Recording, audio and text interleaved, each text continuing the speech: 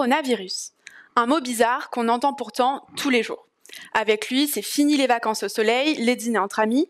On ne peut même plus sentir l'air frais sur nos visages. On vit une véritable crise sanitaire qui s'est en plus transformée au fil des confinements en une énième crise économique. Pour soutenir les entreprises et les foyers, l'État a dépensé des sommes astronomiques.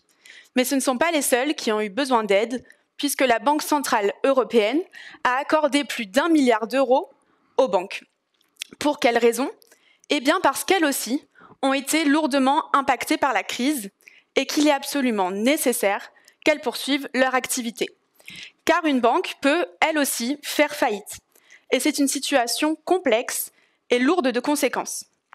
C'est vrai, avez-vous déjà pensé à ce qui se passerait si demain votre banque arrêtait son activité car elle n'avait plus les moyens financiers de poursuivre ? Que deviendrait votre argent ou les actions dans lesquelles vous venez d'investir ? Seriez-vous contraint de rembourser immédiatement l'intégralité de votre prêt parce que la banque a besoin de ces fonds pour survivre ? Ce sont des questions inquiétantes, mais les juristes ont trouvé des solutions, notamment en mettant en place un droit spécifiquement destiné à prévenir et traiter la faillite des banques.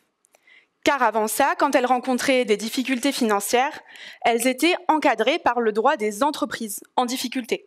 Celui qui doit sauver l'épicerie de votre quartier ou votre cousin auto-entrepreneur.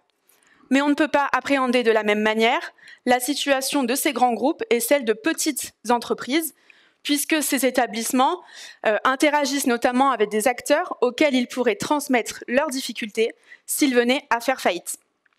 C'est à la suite de la crise des subprimes que ce droit spécifique, destiné à régir ces situations tout en limitant les dégâts pour les clients et l'économie, a été mis en place.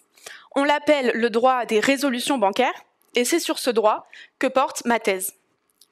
Concrètement, le but de mes recherches est de me servir de la réglementation existante, des propositions d'auteurs, des décisions de justice déjà rendues et d'application récente de ce droit pour l'analyser, vérifier qu'il protège suffisamment les clients et proposer, lorsque cela est nécessaire, des améliorations.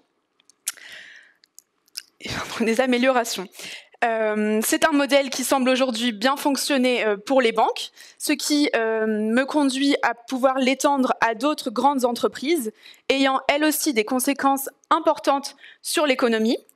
Aujourd'hui, les banques semblent tenir le coup face à la crise, donc soyez rassurés, lorsque la pandémie sera derrière nous, vous pourrez toujours profiter de vos économies et partir à nouveau en vacances au soleil.